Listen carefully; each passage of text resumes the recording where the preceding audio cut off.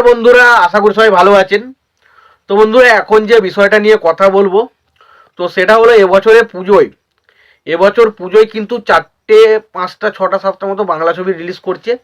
তার মধ্যে সব থেকে উল্লেখযোগ্য নাম যে দুটো ছবির আসছে সেটা হচ্ছে অবশ্যই রক্তবীজ পার্ট 2 এবং রঘু ডাকাত, যেখানে ধরা হচ্ছে Windows production house versus S SBF and Dev entertainment ventures.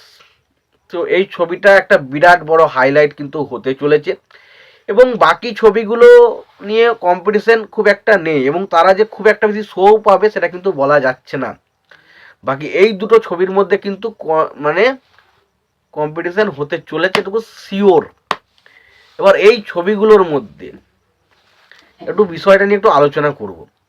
তো প্রথমত দেখুন, রঘু ডাকাত এবং রক্তবীজ, কে জিতবে কে হারবে আমি বলতে পারবো না, কারণ এটা বলা অসম্ভব। কারণ দেব এই মুহূর্তে খাদান দিয়ে প্রমাণ করে দিয়েছে সে কত বড় একজন সুপারস্টার, এবং উইন্ডোজ কিন্তু বারবার প্রমাণ করে গেছে তারা ভালো কাজে আনলে কিন্তু মানুষ ভরপুর তাদের ছবি দেখতে ব্যস্ত।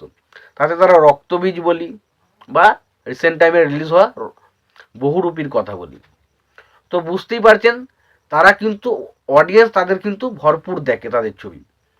তো এখানে আপনি কখনোই বলে দিতে পারবেন না যে রক্তবীজ জিতে যাবে, রঘু ডাকাত হেরে যাবে, বা বলতে পারবেন যে রঘু ডাকাত জিতে যাবে রক্তবীজ হেরে যাবে। তো আমি সেই সমস্ত বিষয় নিয়ে আলোচনা করবও না। আমার শুধু কয়েকটা বিষয় আছে এখানে, যে আজকে এই বিষয়টা নিয়ে আলোচনা কেন করছি তার কারণ আজকে রক্তবীজের একটা একটা পোস্টার বলবো না, একটা পোস্টারের মতনই একটা অ্যানাউন্সমেন্ট করা হয়েছে, যেখানে শুধুমাত্র রক্তবীজ পার্ট 2 বলে লেখা হয়েছে এবং পুজো রিলিজ এই বিষয়গুলো দেখানো হয়েছে। তো রক্তবীজ পার্ট 2 এই ছবিতে থাকতে চলেছে কি? আবির তো থাকতে পারে বলে মনে হচ্ছে, তবে দেখুন একটা জিনিস মনে হচ্ছে, রক্তবীজ পার্ট 2 যদি অঙ্কুশ থেকে যায় তাহলে কিন্তু জমে যাবে বস। কারণ অঙ্কুশ একজন খুব ভালো পারফর্মার, এটা আপনারা মানেন বা না মানেন।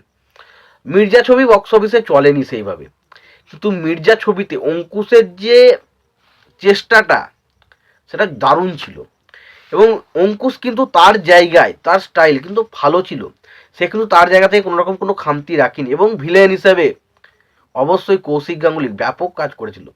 তবে ছবিটার মধ্যে অনেক সমস্যা ছিল, যেটা সেটা হচ্ছে ছবির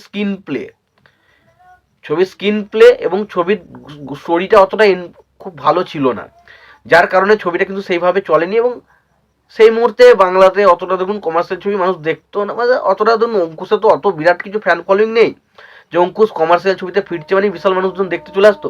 তবে অঙ্কুশ যে একটা ভালো কাজ করেছিল সেটা কিন্তু যদি আপনারা মির্জা ছবিটা দেখেন বুঝতে পারবেন, মির্জা ছবি কিন্তু খারাপ নয়।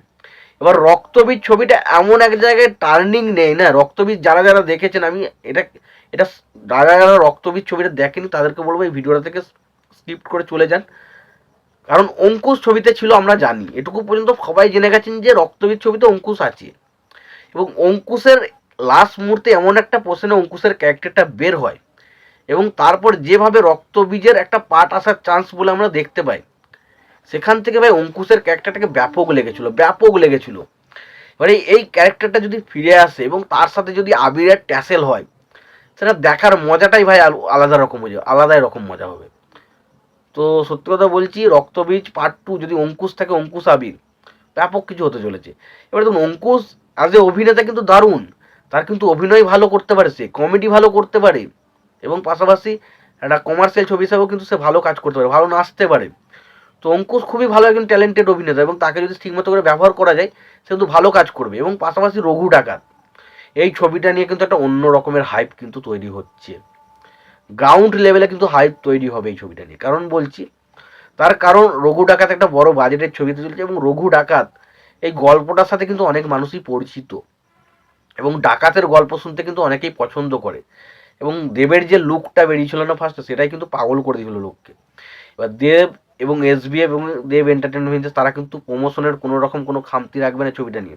তো সুতরাং একটা জোর কম্পিটিশন কিন্তু হবে পুজোয়, তো বিশাল কিছু একটা হতে চলেছে দুর্গাপুজো, এবং ফার্স্ট টাইম একটা বিরাট বিগ ক্লাস আমরা দেখতে পেতে চলেছি। তো তোমাদের কি মতামত এই ছবি দুটো নিয়ে তোমরা জানিও। আর আমার ভিডিওটা যদি তোমাদের ভালো লেগে থাকে অবশ্যই লাইক কমেন্ট শেয়ার করে দিও। এই বিষয়টা নিয়ে এবং দুর্গাপুজোর রিলিজ ক্লাস নিয়ে একদিন পরে আপনাদের সাথে আড্ডা দেওয়া যাবে, এবং আমি আশা করছি একদিন খুব শীঘ্রই আপনাদের সাথে একদিন লাইভে আসবো। কবে লাইভে আসবো অবশ্যই তোমরা সেটা কমেন্ট বক্সে কমেন্ট করে জানিও। আর ভিডিওটা যদি ভালো লাগে তাহলে লাইক কমেন্ট শেয়ার করে দিও। চ্যানেলটা নতুন হয়ে থাকলে অবশ্যই তোমরা চ্যানেলটা সাবস্ক্রাইব করে নিয়ে পাশে বেল আইকনটা অবশ্যই প্রেস করে দিও। ভালো থেকে সুস্থ থেকে দেখা হচ্ছে পরে ভিডিওতে।